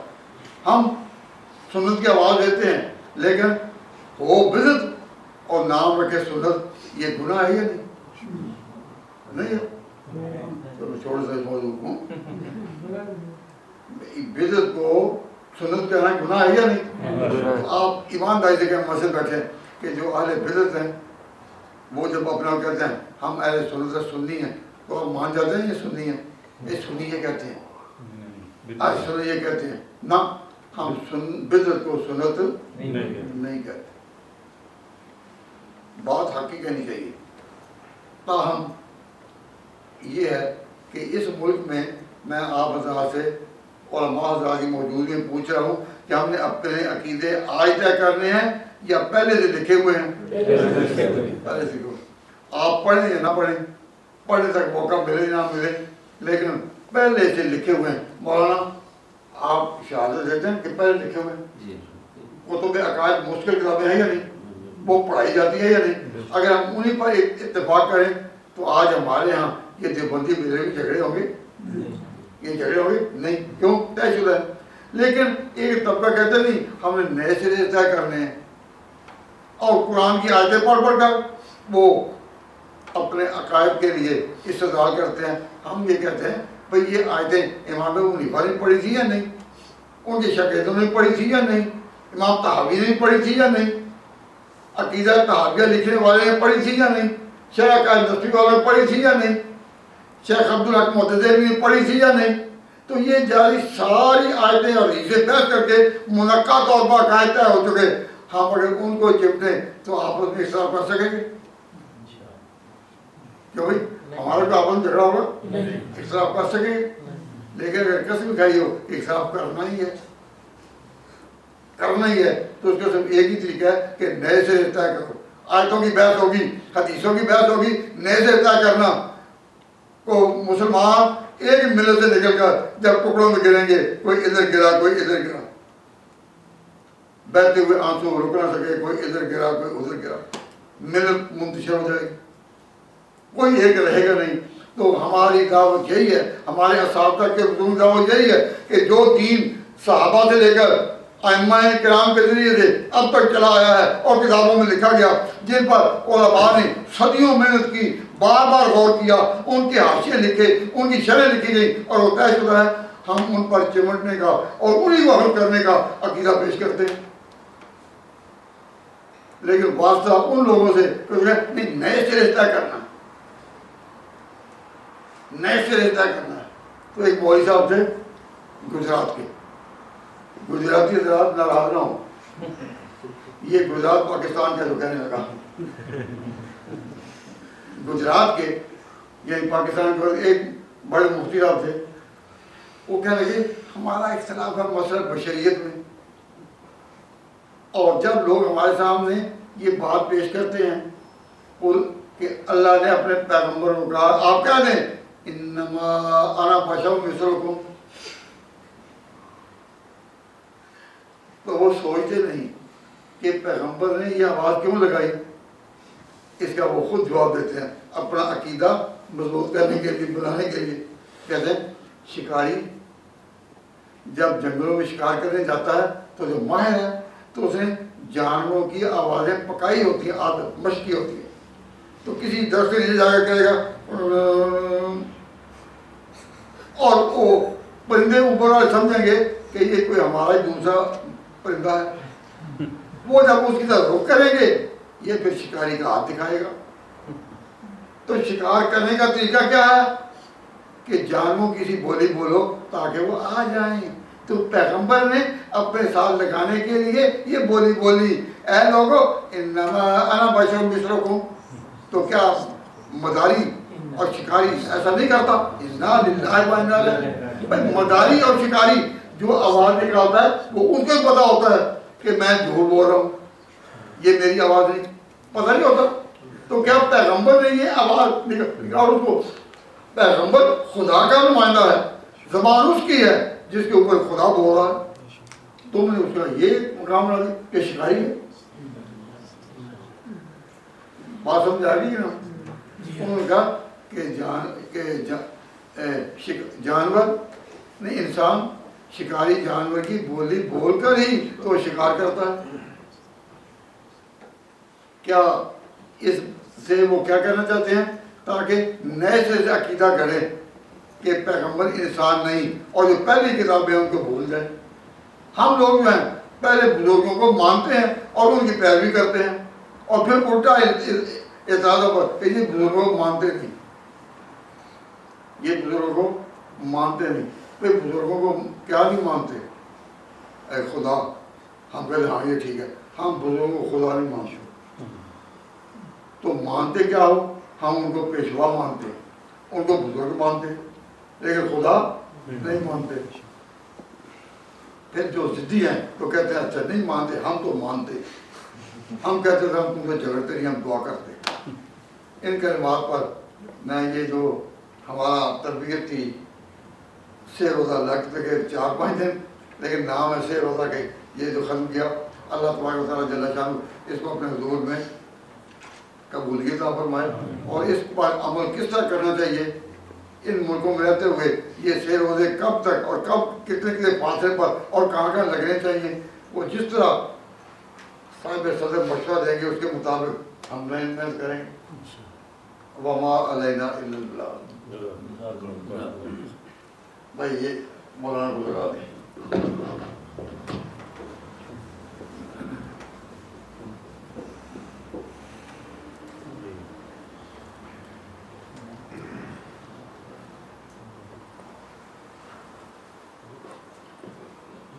شام کو جو کل کلاس ہوئی تھی جامعہ میں عربی زبان کی، وہ آج بھی اسی طرح ہوگی۔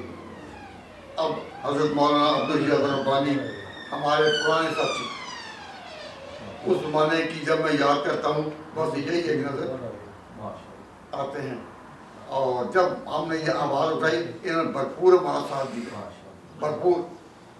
بلکہ پھر میں کہتا تھا کہ گئے دن کے تنا تھا میں انجمن ہے یہاں میرے رازداں اور بھی ہیں، اور آج انہوں نے یہ ہم پر مہربانی کی کہ بالکل اختتام پر یہ تشریف لے آئے۔ اللہ تبارک و تعالیٰ جل شانہ اب بھی ان کو اس لائن میں ہمارے ساتھ لگائے، ہم ان کے ساتھ ہیں، اور یہی تعلیمی سے روزے جو ہیں ہم چاہتے ہیں کہ زیادہ سے زیادہ لگائیں، تاکہ جس طرح لوگوں نے اپنے عمل میں قوت پائی ہے اپنے سروروں سے، اپنے ذہنی طور پر بھی اب قوت پا لیں۔ الحمدللہ وکفا وسلام علی عبادہ الذین اصطفیٰ، اما بعد فاعوذ باللہ من الشیطان الرجیم، بسم اللہ الرحمن الرحیم۔ لقد من اللہ علی المؤمنین اذ بعث فیہم رسولا من انفسہم یتلو علیہم آیاتہ ویزکیہم ویعلمہم الکتاب والحکمہ وإن كانوا من قبل لفی ضلال مبین۔ صدق اللہ العظیم۔ اللہم صلی وسلم وبارک علی سیدنا مولانا محمد وعلی آل سیدنا مولانا محمد مبارک صلی وسلم۔ جناب مفکر اسلام، مناظر عالم حضرت ڈاکٹر علامہ خالد محمود صاحب دامت برکاتہم، اور آپ کے شاگردان رشید اور ہمارے احباب علماء کرام،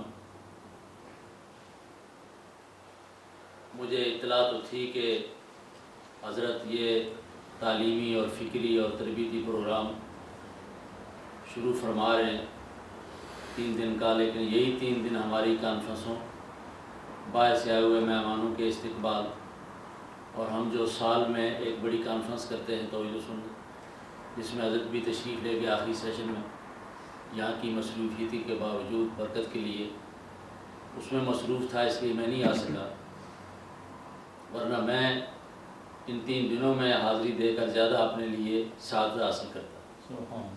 آج میں آخری دن آخری موقع پر جو حاضر ہوا ہوں تو حضرت علامہ صاحب کو مبارکباد دینے کے لیے، خراج تحسین پیش کرنے کے لیے۔ علامہ صاحب ہمارے لیے ایک بحر ذخار ہیں علم و فکر، اور خاص کر باطل فرقوں کے مقابلہ میں آپ نے جو آج سے 60 سال سے، میں 1950 میں ایک طالب علم تھا ابتدائی درجے کا جیلم کے اندر، اور ہمارے استاد اور مربی حضرت مولانا عبداللطیف صاحب جیلمی رحمۃ اللہ علیہ، وہ سالانہ جلسہ بڑے پابندی سے مدرسہ تعلیم الاسلام کا منعقد کیا کرتے تھے۔ اس جلسے میں جو اکابر تشریف لاتے وہ اب دنیا سے جا چکے ہیں، اکثر ان میں سے حضرت درخواسی رحمۃ اللہ علیہ، حضرت مفتی محمود صاحب رحمۃ اللہ علیہ، حضرت مولانا شامل الحق تھانوی رحمۃ اللہ علیہ، حضرت شاہ القرآن مولانا غلام اللہ خان صاحب رحمۃ اللہ علیہ، حضرت مولانا سید عنایت اللہ شاہ صاحب بخاری رحمۃ اللہ علیہ، اور اس کے علاوہ دیگر اکابر بڑے بڑے جو ہمارے ملک میں میدان خطابت کے اور میدان مناظرہ کے اور فرق باطلہ کے مقابلہ میں جو کام کرتے رہے، حضرت مولانا صفدر صاحب گجرانوالہ والے، مولانا سرفراز صاحب، حضرت مولانا قاضی مظہر حسین صاحب، اور دیگر حضرات جو اس وقت میں سب کے نام نہیں گن سکتا۔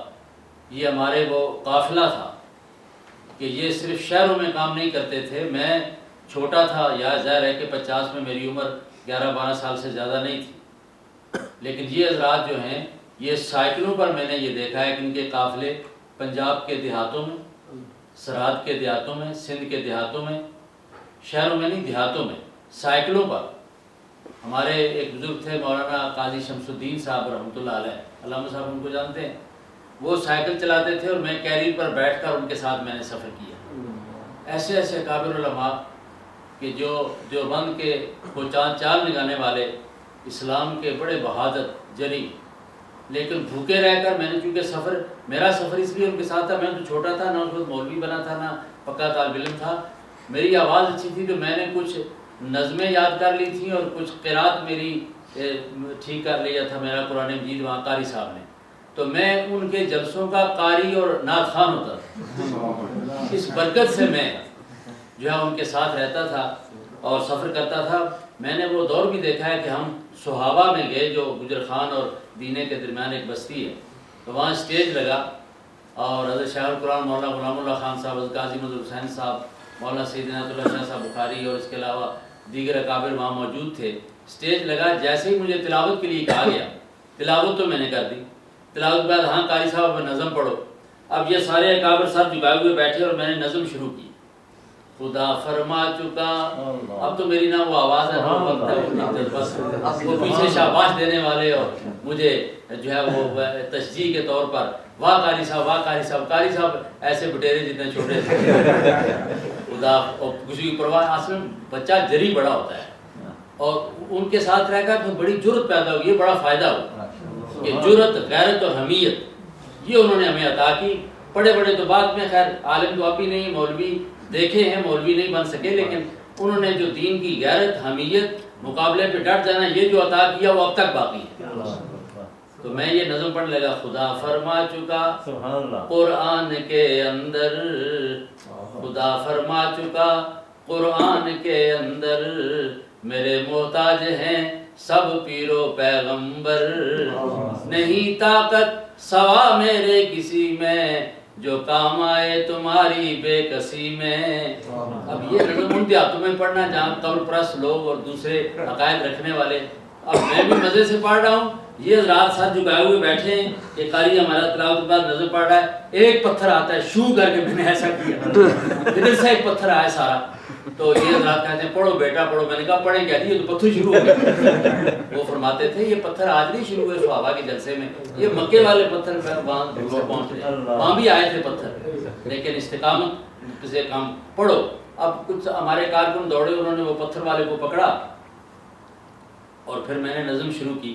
اور ایک جگہ ایسے گئے کہ ایک آدمی نے ہمارے اکابر کے بارے میں ایک لفظ کہہ دیا. گجر خان کی بات ہے، اکابر کے بارے میں، وہ اس کا تعلق مسلم لیگ سے تھا اور ہمارے اکابر کے بارے میں اس نے کوئی بات کہی. ان حضرات نے کہا کہ اس کے جلسے میں نہیں جائیں گے. اس کا اسٹیج لگا رہا اور اس زمانے میں بہت بڑا اس نے اہتمام کیا تھا، لگا رہا. اور انہوں نے کہا کہ ہم مسجد میں اپنا پروگرام کریں گے اور اپنے اکابر کے مسئلے کے مطابق کریں گے. اس نے یہ لفظ کیوں کہا؟ اس کی دعوت چھوڑ دی، اس کا جلسہ چھوڑ دیا، مسجد میں قیام کیا. سارا یاد روڈ مسجد، علامہ صاحب جانتے ہیں گجر خان کی، مولانا عبد المتین صاحب والی بڑی مشہور ہے، وہاں بیٹھے اور وہاں بازار سے دہی اور کچھ وہ چند چیزیں منگوائیں اور وہاں کھانا کھایا، سو گئے. صبح کو پورے ہمت کے ساتھ 3-4 علماء نے درس قرآن دیا وہاں پر اور وہاں سے بکھر گئے. غیرت کا یہ عالم تھا. کہا کہ اس نے یہ لفظ کیوں کہا ہے؟ وہ ہمیں کیا سمجھتا؟ ہم ان کی اولاد نہیں ہیں علماء دیوبند کی، ہم حضرت مدنی کی اولاد ہیں، ہم حضرت تھانوی کی اولاد ہیں، ہم حضرت گنگوئی کی اولاد ہیں. ہمارے اکابر میں جو بات کہے گا ہم اس کے اسٹیج کو تھوکتے ہیں، ہم جاتے نہیں وہاں پر. حالانکہ وہ اپنے مسئلے کا تھا شروع میں، لیکن اس نے کوئی بات سیاسی طور پہ کہہ دی. تو اتنے غیرت والے لوگ، گولیاں ان پہ چلی، گلے ان پہ کاٹے گئے، راستے ان کے بند کیے گئے، راستے روکے گئے. پنڈ دادر خان جا رہے تھے تو راستے میں بس میں وہاں پنڈ دادر خان اور جیلم کے درمیان ایک بڑی گدی آتی ہے، بڑی مشہور و معروف. وہ ڈرائیور پیر کا مرید تھا تو اس نے گاڑی وہاں کھڑی کر کے وہ چلا گیا. اب یہ حضرات بیٹھے ہیں کون؟ مولانا قاضی مظہر حسین صاحب رحمۃ اللہ علیہ، مولانا عبد اللطیف صاحب رحمۃ اللہ علیہ، سید عنایت اللہ شاہ صاحب بخاری رحمۃ اللہ علیہ. اور یہ حضرات سارے وہاں پر، ایک ہمارے حافظ الاداد صاحب ہوتے تھے پنجابی کے باعث، اتنی کتابیں اٹھا کر رکھتے تھے. حضرت مولانا شاہ القرآن کہتے تھے کہ حافظ الاداد کو قرآن اتنا یاد نہیں ہے جتنا مرزے کے حوالے یاد ہیں، تو وہ لے کے چلتے تھے. یہ بیٹھے ہوئے ہیں، وہ غائب ہو گئے. اب سارے حضرات کہہ رہے ہیں کیا ہوگا؟ تو سب نے کہا حسبنا اللہ کا وظیفہ پڑھو، اللہ مہربانی کرے گا. یعنی پروگرام اس کا یہ تھا، گاڑی کھڑی کر دو ان کو، یا خراب کرو یا پیر کے مرید ان پر حملہ کریں. میں نے یہ دیکھا ان سب کے چہروں کی طرف، ایسے اولیاء کامل تھے، کسی کے چہرے پہ ذرا پریشانی نہیں. حسبنا اللہ، اللہ کے ساتھ ایسا تعلق تھا. اور بڑی دیر ہو گئی، بعد میں وہ ڈرائیور آیا، اس نے گاڑی چلائی، آگے لے گیا. آگے جس آدمی نے جلسہ رکھا ہوا تھا وہاں تو رات کے 12 بج گئے. جلسہ اس نے رکھا تھا مغرب یا عصر کے بعد، مجھے یاد صحیح نہیں پڑتا. تو اب وہاں پر جب پہنچے اس کے گھر دروازہ کیا، اس نے کہا جی حضرت آپ بہت لیٹ آئے ہیں، لوگ تو چلے گئے، اب کھانا آپ کے لیے میں پیش کر سکتا ہوں. انہوں نے کہا چلو کھانا ہم کھا لیتے ہیں، جو بھی ہے لاؤ، آپ کو اور تکلف نہ کرنا. مسجد میں ہم ٹھہرے، کھانا اس نے دیا، رات ٹھہرے، کہا کہ صبح درس دے کر جائیں گے جلسے کی جگہ. صبح درس دیا، مجھے تلاش کرتے ہیں قاری صاحب تو سو رہے ہیں. میں تو جلسے میں نعت پڑھنے کے بعد سو جاتا ہوں، چھوٹا سا سو جاتا، پھر اٹھاتے قاری صاحب اٹھو نعت پڑھنی ہے، پھر میں جاگتا. اب مجھے جگایا، کہا جی تلاوت کرو، نعت کرو. تلاوت اور نعت ہوئی اور درس ہوئے، تقریباً 11 بجے تک درس دیے. پھر زور کے بعد جلسہ تھا پنڈ عادل خان، وہاں سے آگے 30 میل اور دور تھا. پھر وہاں گئے بغیر کھائے پیے، وہاں جلسہ شروع تھا، سب نے جلسے میں حصہ لیا. اور رات کا وہ کھانا کھایا ہوا 12 بجے کا، دوسرے دن 5-6 بجے ہم نے وہاں کھانا کھایا. مجھے کیوں چھوٹا تھا، مجھے تو بھوک بھی لگتی تھی، احساس ہوتا تھا.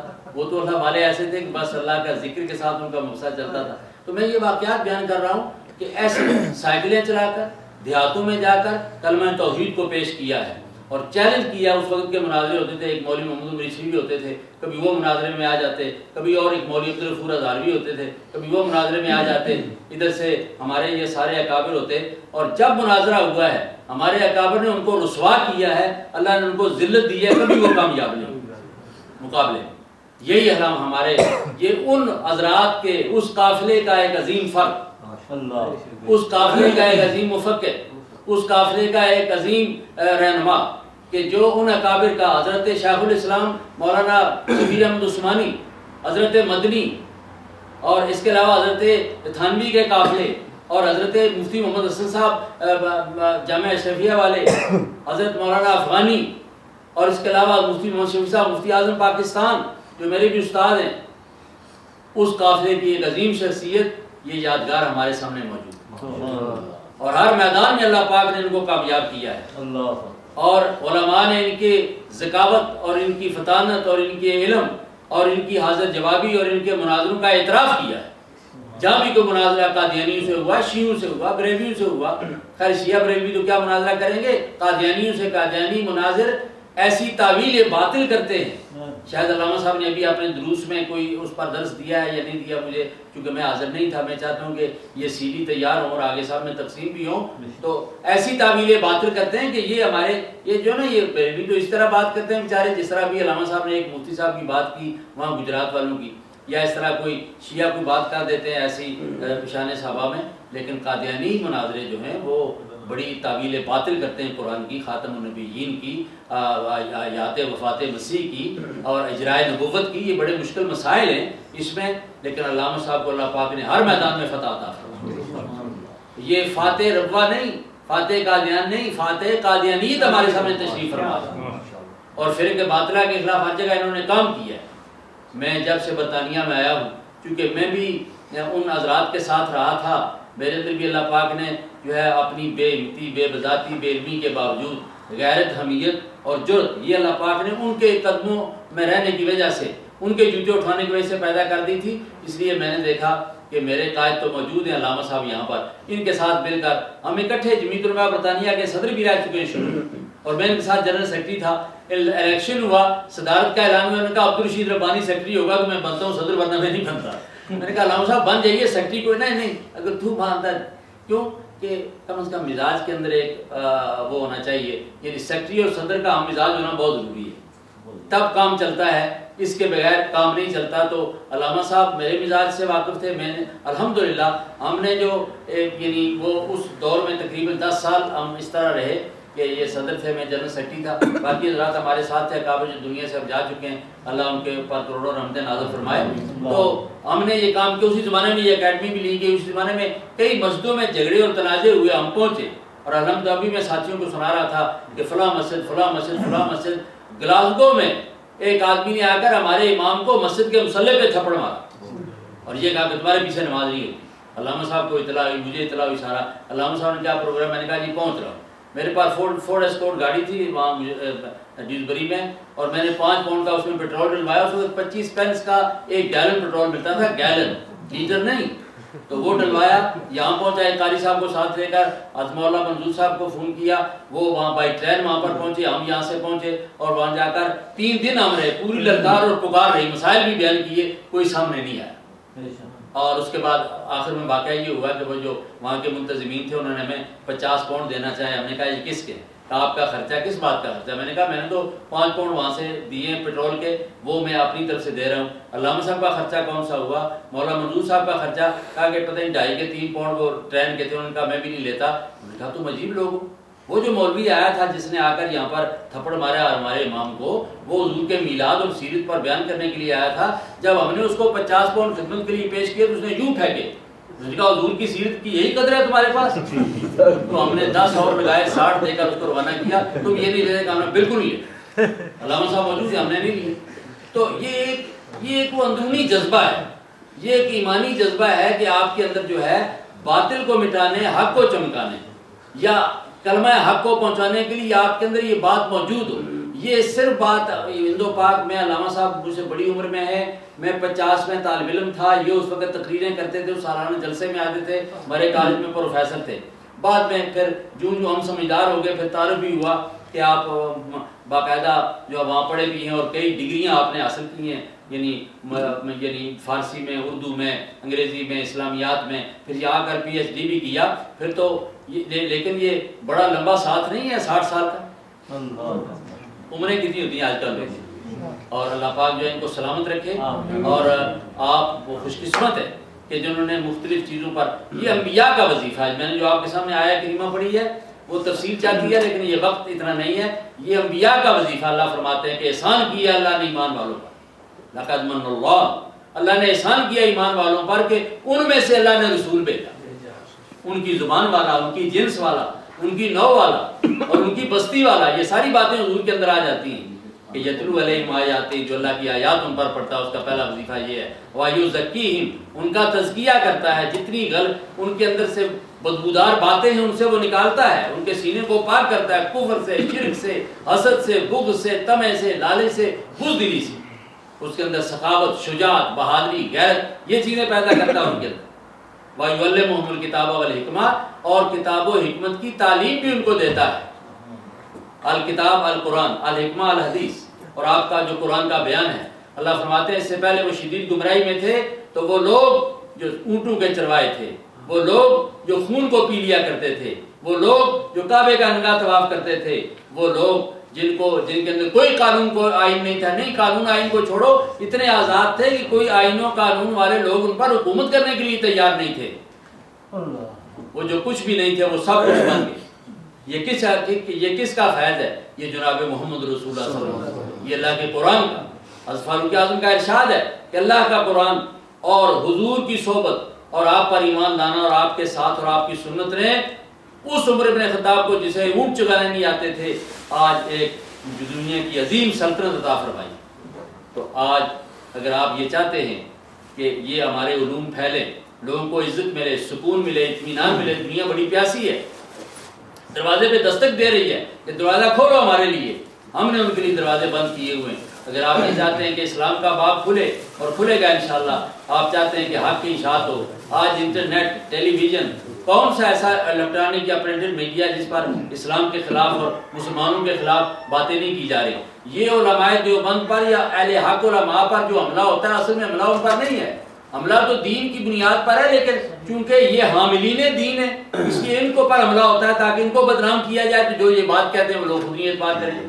صحابہ پہ جو حملہ ہے، صحابہ پہ حملہ نہیں ہے، یہ نبوت پہ حملہ ہے، کیونکہ وہ نبوت کے اولین گواہ ہیں، تو کہتے ہیں گواہوں کو مجروح کرو تاکہ نبوت مجروح ہو جائے۔ اور حدیث پر جو حملہ ہے، یہ حدیث پر حملہ نہیں ہے، یہ حدیث بیان کرنے والے پیغمبر پر حملہ ہے، اور پیغمبر علیہ السلام نے جو کچھ فرمایا وہ خود نہیں فرمایا، گفتہ ہے وہ گفتہ ہے اللہ بہت گرچہ از حکوم عبداللہ بعد، یہ خدا کے دین پر حملہ ہے۔ اس لیے تو آپ نے فرمایا کہ اللہ اللہ فی اصحابی لا تتخذوا من بعد غرضا من احبهم فبحبی احبهم ومن ابغضهم فبغضی ابغضهم۔ صحابہ سے محبت میری محبت ہے اور صحابہ سے بغض میرا بغض ہے۔ جو میرے صحابہ کے ساتھ دشمنی کرتا ہے وہ میرے ساتھ کرتا ہے، اور جو میرے ساتھ دشمنی کرتا ہے وہ خدا کے ساتھ دشمنی کرتا ہے۔ یہ دین کی وہ بنیادیں ہیں جس پر حضرت علامہ صاحب نے 3 دن اپنے خرچ کیے، اللہ ان کو سلامت رکھے۔ حکومت سے میں ان کو دل کی گہرائیوں سے خراج تحسین پیش کرتا ہوں۔ میں نے ان کی کوئی ایسی بناوٹ تعریف نہیں کی، بلکہ میں نے وہ عقائد پیش کیے ہیں۔ میرے پاس وہ الفاظ نہیں ہیں کہ میں حقیقی تصویر ان کی آپ سامنے پیش کر رہا ہوں، اور جب یہ خود سامنے موجود ہیں دل کے آئینے میں یا تصویریں یاد ہیں، پھر آپ تصویر کھینچنے کی کیا ضرورت ہے؟ ہمارے سامنے موجود ہے۔ آپ نے ان کا درس سنا، آپ نے ان کا بیان سنا، اور پھر جرأتمندانہ طور پہ آپ نے ان کا خطاب سنا۔ اور مناظر جری آدمی ہو سکتا ہے، بزدل آدمی مناظر نہیں ہو سکتا جو علم بڑا رکھتا ہو، لیکن بڑا علم رکھتا ہو کھڑا کریں کامنا شروع ہو جائے گا۔ جری آدمی، غیرت مند آدمی، دین کی اہمیت ہو، جرأت ہو، غیرت ہو، اللہ کی طرف سے اس پر عنایت ہو اور اللہ کی نصرت ہو، وہ آدمی میدان مناظرہ میں کام دے سکتا ہے۔ تو پاکستان میں، افریقہ میں، یورپ میں، ہندوستان میں کون سی ایسی جگہ ہے؟ دارالعلوم دیوبند کے مرکز میں ہمارے جتنے مراکز ہیں پاکستان کے، وہ دیوبند کی مثال ہے۔ ان مراکز میں جب ہمارے اکابر کو کسی ایسے مسئلے کی ضرورت پیش آئی کہ باطل فرقہ نے جو تعویلیں باطلہ کی ہیں، اس لیے کہ حضور نے فرمایا تھا میری امت کے اندر ایک ایسی جماعت رہے گی جو اللہ کی طرف سے منصور ہوگی اور ہر باطل تعویل کا وہ حل پیش کرے گی اور باطل کو باطل کر کے دکھائے گی، حق کو حق نکھا کر رہے گی، یہاں تک کہ قیامت آ جائے۔ تو وہ جو منصور جماعت ہے اس کے ایک عظیم فرد ہمارے سامنے تشریف فرما۔ آپ خوش قسمت ہیں، اور میں آپ کو بھی خراج تحسین پیش کرتا ہوں۔ اور آپ کے پاس یہ امانت جو علامہ صاحب نے آپ کو عطا فرمائی ہے، یہ آپ لے کر جائیں اپنے ملکوں میں۔ کم از کم آپ کے ذمہ یہ ہے کہ آپ اپنی بات جو ہے 20-25 آدمیوں تک پہنچائیں، عوام تک، اور خواص اگر 4 علماء کو بھی آپ یہ بات پہنچائیں، کیونکہ علماء کو پہنچائیں گے اس کا زیادہ فائدہ ہوگا، عوام کو پہنچائیں گے تو کچھ باتیں سمجھیں گے، کچھ نہیں سمجھیں گے۔ ہم ان چیزوں میں الجھانا نہیں چاہتے، ہم تو ان سے نکال کر وہ دین کی اثر پہ لانا چاہتے ہیں، اور صحابہ والے اس ایمان پر، اس کردار پہ لانا چاہتے ہیں جس کی شہادت اللہ پاک نے قرآن مجید میں دی ہے۔ تو انہی الفاظ کے ساتھ میں اپنے ٹوٹے پھوٹے الفاظ کو ختم کرتا ہوں، اور اللہ تعالیٰ آپ کے آنے کو، بیٹھنے کو، اس طریقہ درس کو، اور اس طریقہ آپ یہاں پر مقامی حضرات سن بھی رہے ہیں۔ مجھے بھی علامہ صاحب نے فرمایا انشاءاللہ ہم یہ خاص کر سمر کے زمانے میں جب کہ لوگوں کے پاس کچھ وقت بھی ہوتا ہے، کالجوں میں لڑکوں کو یونیورسٹی میں چھٹی بھی ہوتی ہے، آپ خطرہ کیجئے قادیانیت کا، بہائیت کا، اور اس کے علاوہ یہ غالی لوگوں کا جو صحابہ کے بارے میں یا قبر کے بارے میں ایسی باتیں کرتے ہیں۔ دیکھیے چینلوں پر یہ سارا سلسلہ کیا ہو رہا ہے، تو آپ اس بات کو سمجھانے کی کوشش کیجئے، کیونکہ کنفیوژن پیدا کی جا رہی ہے ایمان میں۔ ایمان نہیں تو کچھ بھی نہیں۔ کہتے ہیں کہ دیوبند سے گنگو کو جو راستہ جاتا تھا وہاں راستے میں ایک بورڈ لگا ہوا تھا، یا بورڈ ہوتے ہیں نا راستوں میں نے تو ابھی دیکھا نہیں، اللہ پاک توفیق دے جائیں گے انشاءاللہ۔ تو ایک بورڈ لگا ہوتا تھا جیسے ایڈورٹائز کے بورڈ ہوتے ہیں نا، تو وہاں یہ لکھا تھا کہ ایمان نہیں تو کچھ بھی نہیں۔ ایمان، ہمارے اکابر نے ایمان پر محنت کی ہے، اور یہ سارا یہ تبلیغی جماعت ایمان پہ محنت کر رہی ہے، علماء ایمان پہ محنت کر رہے ہیں، ہمارے تمام طبقے جمعیت علماء برطانیہ ایمان پہ محنت کر رہی ہے، ہمارے تمام ساتھی جتنے دارالعلوم جتنے مدارس ہیں ایمان پہ محنت کر رہی ہے۔ لیکن اس ایمان کو آگے کس طرح پیش کرنا ہے، اس کے لیے تربیت کی اور تجربے کی ضرورت ہے۔ تو ایسے مربی حضرات جو علم بھی رکھتے ہیں اور زندگی کا بڑا لمبا تجربہ رکھتے ہیں، ان کے پاس خود جا کر علم کی پیاس بجھائیں، یا اپنے آئے تمام کر کے مختلف شہروں میں ایک ترتیب بنائیں۔ سے روزہ کوئی زیادہ بڑا نہیں ہے، لیکن آپ دیکھیں گے کہ اس کا فائدہ کتنا ہو۔ واخر دعوانا الحمدللہ۔ ہمارے اس پروگرام کو کامیاب کرنے میں جناب شیخ محمد اقبال صاحب قادری کی خدمات کو بھی ہم کبھی اعتراف کرتے ہیں۔ انہوں نے اپنی گاڑی کے ساتھ جو گھمایا ہے مہمانوں کو لانے میں لے جانے میں، اور اب جب کہ یہ سیشن اپنے آگے جماعت کو پہنچ رہا ہے، تو میں سوچ رہا تھا کہ ساری منزل تو انہوں نے بھائی، اب مہمانوں نے کچھ جانا بھی ہے، ایئرپورٹ پر جانا ہے اور دوسرے پر جانا ہے، تو یا اللہ جس نے یہ آغاز کیا وہ کہاں ہے، تو یا اللہ وہ آگے۔ تو اب ہم دعا کے سے پہلے ان کو کریں گے کم سے 3-4 شعر ہی کم دنیا کے ساتھ شاعر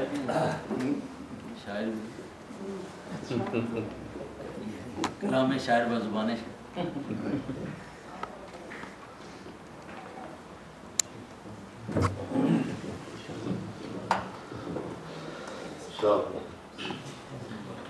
اے خدا کے آخری پیغام بر، تجھ پر سلام. سب سے اونچا ہے خدا کے بعد تیرا ہی مقام. تیرے آنے سے چمن میں آ گئی تازہ بہار. تیرے آنے سے چمن میں آ گئی تازہ بہار. اے خدا کے آخری پیغامبر تجھ پر سلام. سب سے اونچا ہے خدا کے بعد تیرا ہی مقام. تیری فیاضی نے ذروں کو بنایا آفتاب. تیری فیاضی نے ذروں کو بنایا آفتاب. تو حبیب کبریا ہے تو رسولوں کا امام. تو حبیب کبریا ہے تو رسولوں کا امام. تیری امت کیوں نہ پائے خیر امت کا خطاب. تیری امت کیوں نہ پائے خیر امت کا خطاب. تو ہے جب خیر البشر خیر الرسل خیر الانام. تو ہے جب خیر البشر خیر الرسل خیر الانام. اے خدا کے آخری پیغامبر تجھ پر سلام. سب سے اونچا ہے خدا کے بعد تیرا ہی مقام. تیری اطاعت پر ہے منحصر ساری جہاں کی نجات. تیری اطاعت پر ہے منحصر سب کی نجات کی بنیاد. تو ہے خاتم رسل تو ہے خیر البشر خیر الانام. اے خدا کے آخری پیغامبر تجھ پر سلام. سب سے اونچا ہے خدا کے بعد تیرا ہی مقام. تیرا ہر ایک حکم ہوتا ہے خدا ہی کا پیام. تجھ پر ہے ختم نبوت ہر نعمت تمام. اے خدا کے آخری پیغامبر تجھ پر سلام. سب سے اونچا ہے خدا کے بعد تیرا ہی مقام. تو نے ایک ہی صف میں بٹھائے آقا و غلام. تو نے ایک ہی صف میں بٹھائے آقا و غلام. بن گئے اونٹوں کے چرواہے زمانے کے امام. بن گئے اونٹوں کے چرواہے زمانے کے امام. اے خدا کے آخری پیغامبر تجھ پر سلام. سب سے اونچا ہے خدا کے بعد تیرا ہی مقام. اے خدا کے آخری پیغامبر تجھ پر سلام. سب سے اونچا ہے خدا کے بعد تیرا ہی مقام. ختم نبوت زندہ باد ختم نبوت زندہ باد. جسم میں جب تک جان رہے جسم میں جب تک جان رہے یہ تیرا ایمان رہے یہ تیرا ایمان رہے. صدا رہے یہ تجھ کو یاد صدا رہے یہ تجھ کو یاد. ختم نبوت زندہ باد ختم نبوت زندہ باد. ختم نبوت ہے دی کی جان یہ اسلام کی ہے بنیاد. نبوت زندہ باد، ختم نبوت زندہ باد. بات یہ بالکل ظاہر ہے مرزا کا نا کافر ہے. بات یہ بالکل ظاہر ہے مرزا کا نا کافر ہے. جس نے کیا منسوخ جہاد، جس نے کیا منسوخ جہاد، ختم نبوت زندہ باد، ختم نبوت زندہ باد.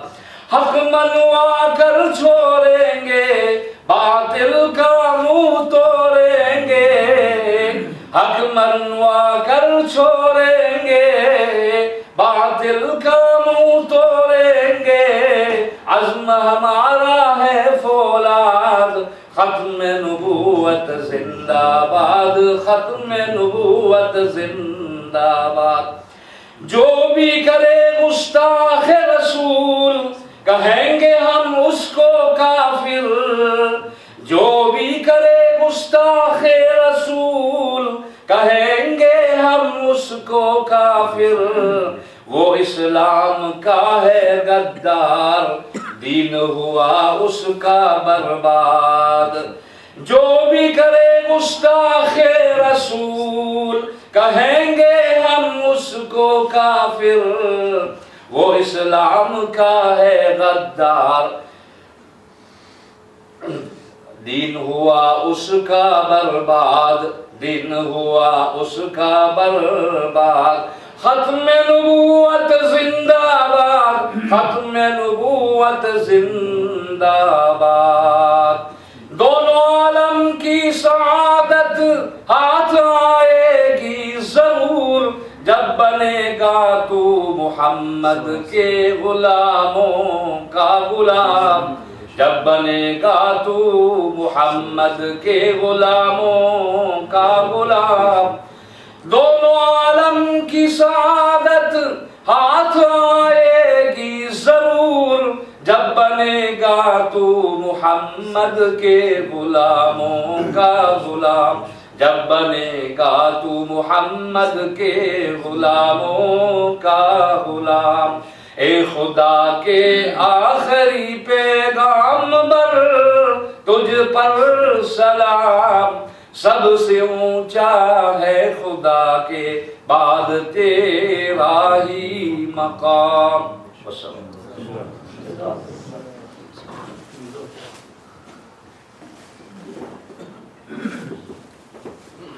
یہ جس جماعت نے یہاں پر علامہ صاحب کے دروس لکھے ہیں، پڑھے ہیں، سنے ہیں، ان کے لیے میں اور کوئی زیادہ چیز تو نہیں لا سکا. مبارکباد کے ساتھ ساتھ میں ایک ایک قلم ان کے لیے لایا ہوں. جو قلم سے آپ لکھتے ہیں اور لکھتے رہیں گے تو یہ اس امید پر کہ آپ اس سلسلے کو انشاءاللہ آگے چلائیں گے. میں یہ یہاں رکھتا ہوں، مفتی صاحب کے حوالے کرتا ہوں، پھر یہ آپ کو دے دیں گے جو بھی دن رات میں ساتھ.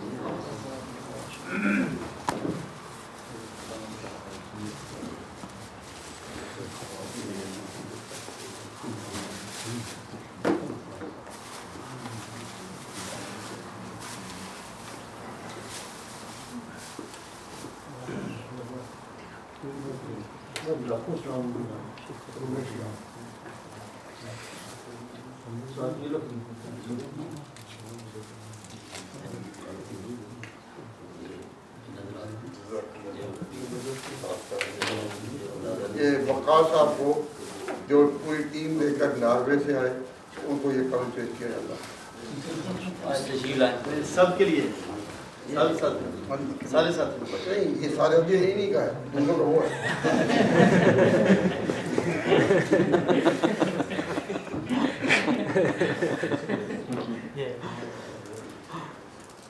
لوگ یہ لندن سے آئے حافظ حمزہ صاحب. یہ حافظ تصدق حسین. یہ چھوٹے قد کا چھوٹا ہی ہے. ایک آپ کا وہ چھوٹا شاگرد ہے، اس کے لیے لائے موجود صاحب.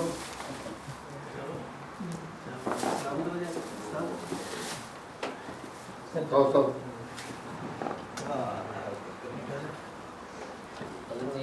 چھوٹے شاگرد تھے، یہ چھوٹے شاگرد تھے.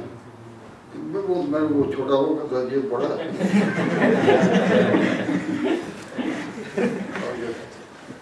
یہ طالب علم جمال صاحب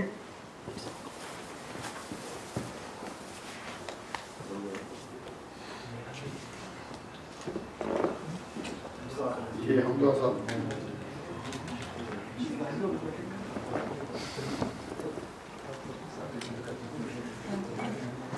خاص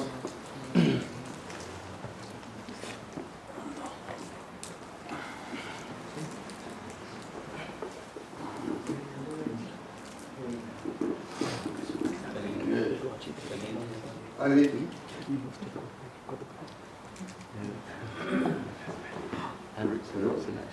یہ ہمارے جو طلبہ پر محنت ہو رہی ہے ان میں یہ طالب علم الحمدللہ اس درجے میں تیار کر دیا ہے کہ شیعوں کی جس مجلس میں ان کو بٹھا دیں وہ اس کی بات کو توڑ نہیں سکیں. اور اسٹوڈنٹ آئیں، یونیورسٹی کے اسٹوڈنٹ ہوں، یہاں کالج کے ہوں، شیعہ ہوں، وہ اپنے نظریات کے مطابق بغیر کسی لڑائی کے آپ کہ اللہ تعالیٰ نے یہ سیکھے 2-4 منٹوں میں ہی بالکل ناک ڈاؤن کر دیتا. تو اب یہ کوئی بڑا نہیں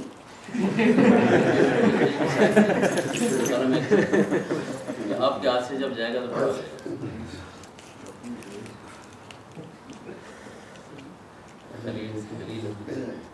یہ بھی اتنے حافظوں کو دیا آپ نے حافظوں کو پہچان لیا.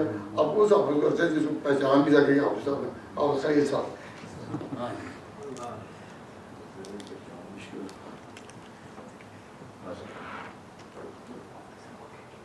سرزمین جرم کے جس کا بھی تذکرہ کیا اور عبدالطیف صاحب کے والد صاحب حاجی اسلم صاحب.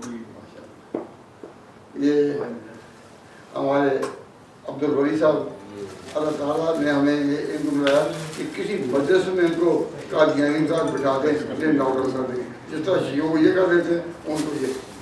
تو آج کی مجلس میں وہ قادیانیت کریں لیکن پرسوں تو بیان ہوا تھا تو ان کو جب دیں انعام تو یہ سنت پرسوں کی یاد ہے.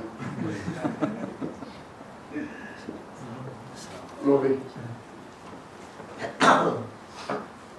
کیا نام؟ سمیر ریاض الصغیر. والد صاحب نے آخر میں سلام پڑھایا. یہ آئیے آخر میں نہ بھی بڑی بڑی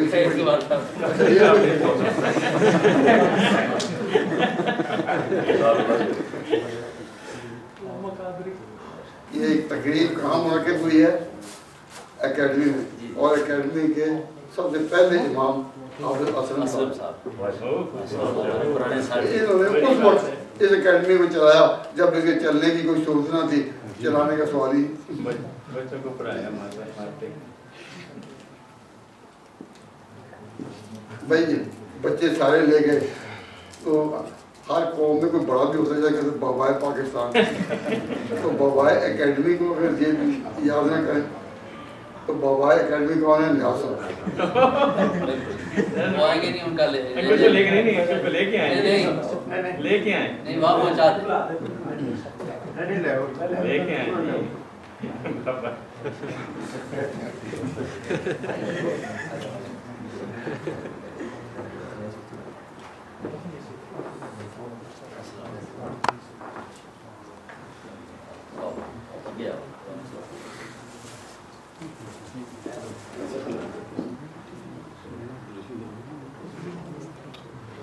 اور یہ جب بھی ہمارے ساتھ ہوتے ہیں آج میں ڈنڈا نہیں اور جس ضرور کریں گے ڈنڈے کے ساتھ.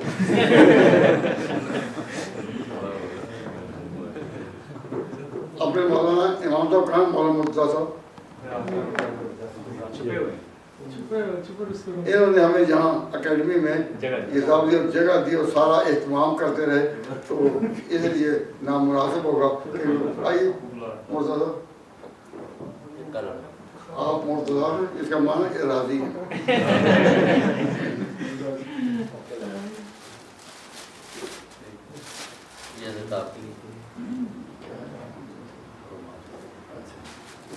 یہ رومال ہے اللہ تبارک و تعالیٰ سے خیر دے. قرآن انہوں نے یاد تازہ کر دی. جب ذکر کر رہے تھے ہم وہاں گئے تو مجھے ساری دنیا کے نقوش سامنے آ رہے تھے تو دل نے صدا دی. سر دار بھی پکارا, سر بام بھی نظر کی. میں کہاں نہ پہنچا تھے دین کی لگن. نعرہ تکبیر, تاجدار ختم نبوت, عظمت اصحاب رسول, کابرین علماء دیوبند, مناظر اسلام امام اہل سنت علامہ خالد محمود, قائد جمعیت حضرت مولانا عبدالرشید ربانی صاحب.